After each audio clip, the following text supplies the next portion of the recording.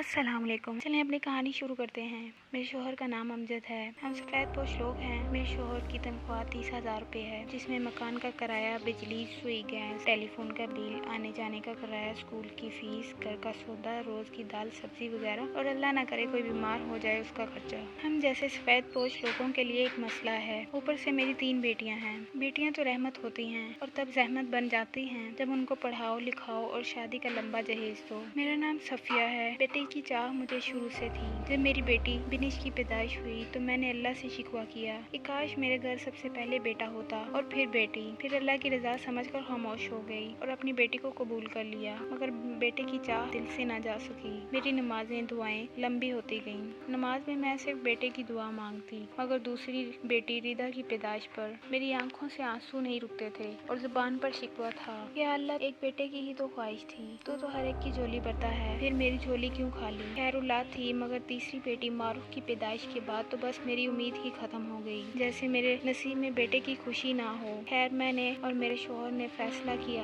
कि हम बस इन तीनों को पढ़ाएंगे लिखाएंगे और इनकी अच्छी तरबियत करेंगे और इनकी शादियां कर देंगे। कुछ अरसा गुजर गया, लेकिन मेरे दिल में बेटे की ख्वाहिश थी। मैं जब भी नमाज पढ़ती तो अल्लाह से गिला करती, तूने सबकी झोली सिर्फ मुझे बेटे से महरूम रखा। शायद मेरी दुआ में असर नहीं और ना मुझे मांगने का सलीका है। खैर, मैं और मेरा शोहर एक बार बातें कर रहे थे, इतने में मेरी सबसे छोटी बेटी मेरे पास आई और पाक जाने की जिद लगाने लगी। मैंने पाक जाने की हामी भर ली, मगर तीनों बेटियों ने आज किसी बड़े पाक जाने की जिद लगाई थी। आखिर बच्चों की जिद थी, मैंने हामी भरी और तीनों बेटियों को साथ लेकर पार्क में चली गई। पार्क में कोई मौजूद न था। तीनों बेटियां बेहद खुश थीं और वो झूले झूलने लगी। मैंने अपने शोहर से कहा, पार्क बिल्कुल सुनसान है। मेरे शोहर बोले, हमारी बेटियां तो खुश है ना। इतने में मेरी सबसे बड़ी बेटी मेरे पास आई और बोली, मामा, वहाँ से किसी बच्चे की रोने की आवाज़ आ रही है। मैं वहाँ गई तो ये आवाज़ स्लाइड के पास से आ रही थी, जिसके पास एक बास्केट पड़ी थी। वो रोने की आवाज़ उसी बास्केट से आ रही थी। मैंने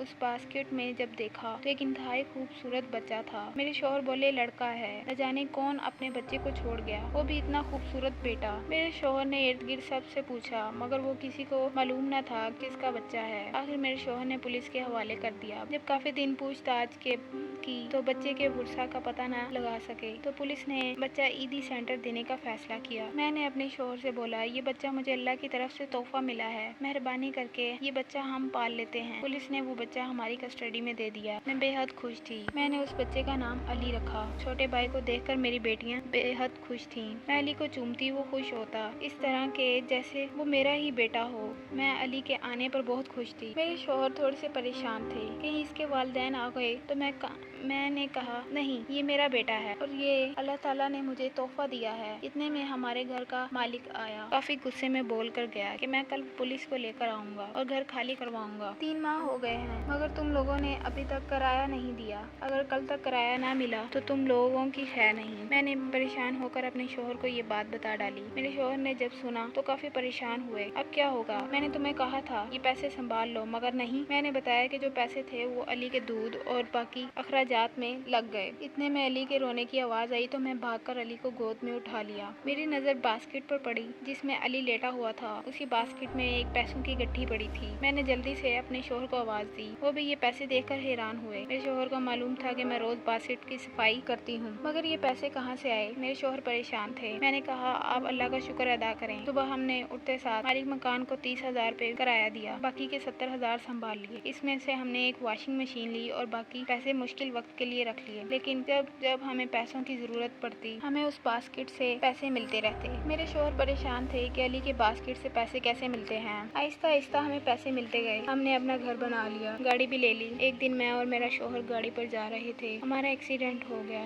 और मेरे शोहर का इंतकाल हो गया। मेरी कमर की हड्डी टूट गई और जुबान कट गई और मेरे बिस्तर की होकर रह गई। ना मैं बोल सकती थी, ना मैं चल सकती थी। तरह तरह के रिश्तेदार हमारे घर आकर रहने लगे। बच्चों ने खाना खाया या नहीं, स्कूल गए कि नहीं, मुझे कुछ मालूम न था। नन्ना अली 4 साल का था और मेरी बड़ी बेटी 9 साल की थी। मैं बेबसी से लेटी थी और रोने लगी। मेरे आंसू गिर रहे थे। इतने में अली मेरे पास सोया उठ गया। वो अपने दोनों हाथों से मेरे आंसू साफ कर रहा था और वो अभी इतना छोटा था कि बोल भी नहीं सकता था। उसने मेरे आंसू साफ करके बोला, माँ, इन सब लोगों को घर से निकाल दूंगा, तुम परेशान नहीं हो। मैं हैरान थी, इतना छोटा बच्चा कैसे बोल सकता है। अली ने मेरी तरफ देखते हुए बोला, बाबा जान को मालूम हो गया था कि मैं एक जिन का बच्चा हूँ। मेरी माँ के यहाँ 10 लड़के हुए थे तो उसने एक तुम्हारी झोली में डाल दिया, क्योंकि तुम्हें बेटे की चाह थी। वो रोज मुझे मिलने बास्केट में आया करती थी और मैं 4 साल का नहीं 20 साल का हो गया हूँ। अली ने अपना रूप बदला। मैं हैरानगी से देख रही थी। कहने लगा, अगर आपको मुझसे डर लग रहा है तो मैं चला जाता हूँ। मैंने हाथ के इशारे से उसे अपने पास बुला लिया और माथा चूमा। आखिर वो है तो मेरा ही बेटा था। अली ने कहा, मैं इसी रूप में अपनी बहनों की शादी भी कर दूंगा, फिर सारे मामला दुरुस्त भी कर दूंगा। फिर मेरे अली ने वैसा ही किया। तीनों बहनों के अच्छे घरों में शादी की। उसकी बहनें भी हैरान थी, उनका अली कितनी जल्दी बड़ा हो गया है। फिर तीनों बहनें अली के लिए लड़की ढूंढने लगी, मगर अली साफ इनकार कर दिया और मुझे बताया कि माँ,